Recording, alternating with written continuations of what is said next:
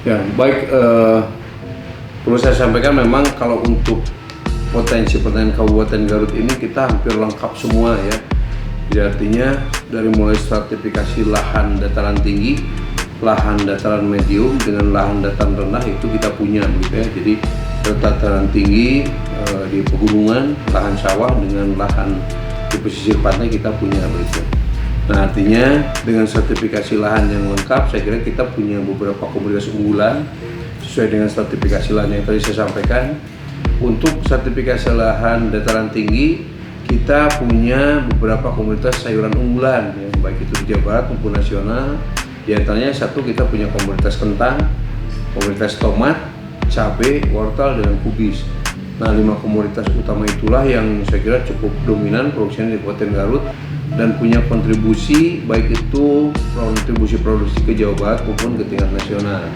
Nah, di sertifikasi lahan dataran tinggi ini juga ada beberapa komoditas kebun yang sekarang sedang marak, saya kira ya, potensi pasarnya cukup bagus, yaitu kopi. Jadi kita punya kopi khas Arabica yang dihasilkan oleh beberapa tempat yang berasal dari daerah volcano, daerah gunung berapi. Jadi memang punya kehasan sendiri dan itu punya nilai tambah dan daya saing sendiri bagi komoditas kopi di Kabupaten Garut.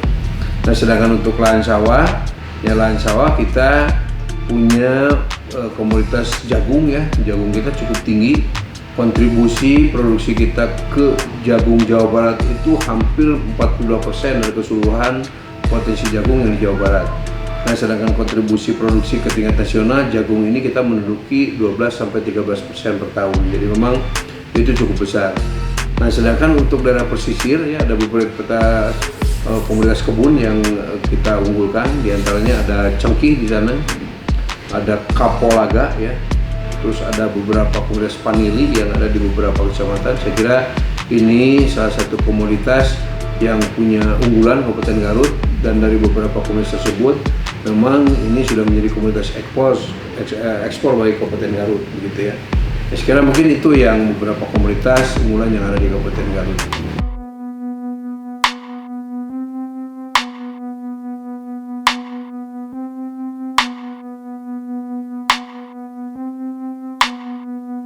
Potensi pariwisata di Kabupaten Garut itu kan potensi alam yang dijual ya. Potensi alam, atraksi budaya ya. Nah, tentu potensi alam ini berkaitan dengan potensi pertanian kita. Jadi di samping view-nya yang memang cukup bagus di beberapa lokasi, komoditas unggulan kita diantaranya adalah komoditas pertanian yang dikolaborasikan untuk menjadi sektor pariwisata. Nah, Dinas Pertanian sendiri ini sudah bersinergi dengan Dinas Pariwisata. Ya, beberapa lokus seperti yang sekarang sedang ramai dibicarakan di Bagenit ya, Bagenit. Di sana juga ada beberapa spot yang terkait dengan agrowisata yang nanti akan kita bangun dan berkolaborasi dengan Dinas Pariwisata.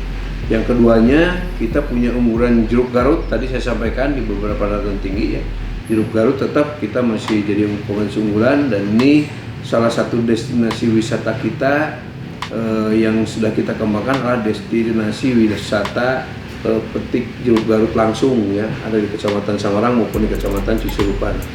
Nah, komoditas lain juga di sayuran, di hortikultura ya, di tanaman hias ya, di beberapa komoditas buah seperti durian. Kita juga sudah ada beberapa lokus yang diagrowisatakan dengan wisata petik buah langsung di lokasi gitu.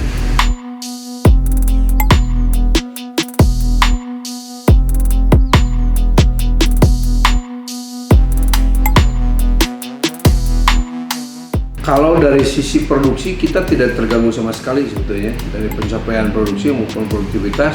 Di beberapa komoditas kita menunjukkan peningkatan produksi malah.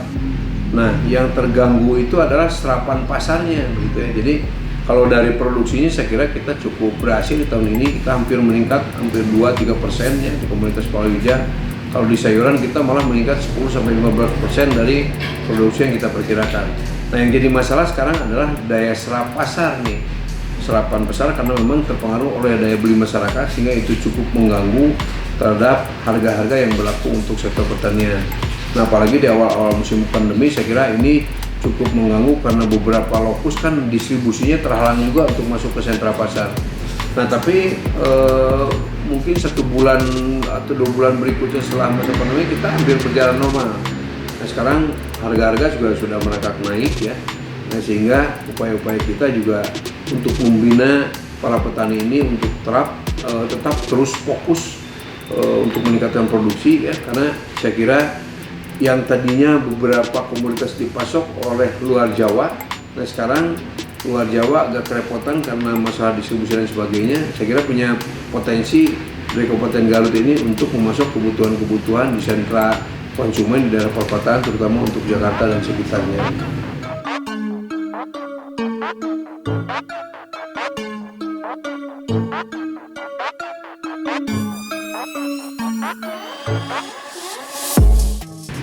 Kita sudah melakukan langkah-langkah terkait dengan pembinaan kelembagaan kelompok tani, terutama dalam era digitasi seperti ini ya. Nah, di beberapa kelompok kita sudah interkoneksi dengan jaringan pasar melalui digitasi. Nah, sekarang kelompok salah satunya adalah petani penangkar benih padi. Nah, itu sudah menjual secara digital ya. Kita ada program namanya Petaniku di sana, itu memasok seluruh kebutuhan benih-benih, salah satunya benih padi, dan pemasok salah satunya ada dari Kabupaten Garut. Nah, termasuk saya kira untuk komunitas sayuran, untuk di internal wilayah Kabupaten Garut, kita membuka salah satu pasar online ya melalui Press Hub yang ada di Dinas Pertanian. Nah, itu menampung seluruh komunitas pertanian yang dihasilkan di kita untuk memenuhi para konsumen di Kabupaten Garut melalui pemesanan online yang ada di Press Hub yang ada di Dinas Pertanian Kabupaten Garut. Itu salah satu terobosan kita, dan termasuk kita mencoba melinkirkan antara kebutuhan pasar dengan produksi yang ada di kita. Nah, ini malah menjadi salah satu percontohan tingkat nasional. Kita menggagas kegiatan closed loop insentif ya, closed loop insentif untuk komunitas hortikultura, di mana kegiatan tersebut merupakan kolaborasi antara petani, kelompok tani ya, dengan lembaga akademis, dengan didampingi oleh akademis Unpad dan IPB untuk pendampingan teknisnya, termasuk nanti ini dikaitkan dengan pasar dan kelembagaan keuangan yang membantu untuk pemberdayaan petani. Saya kira ini sudah kita gagas di Kecamatan Cisurupan dari mulai hulu sampai hilir. Jadi seluruh lembaga yang mendukung terhadap peningkatan daya saing dari hulu sampai hilir kita sudah kolaborasikan di situ.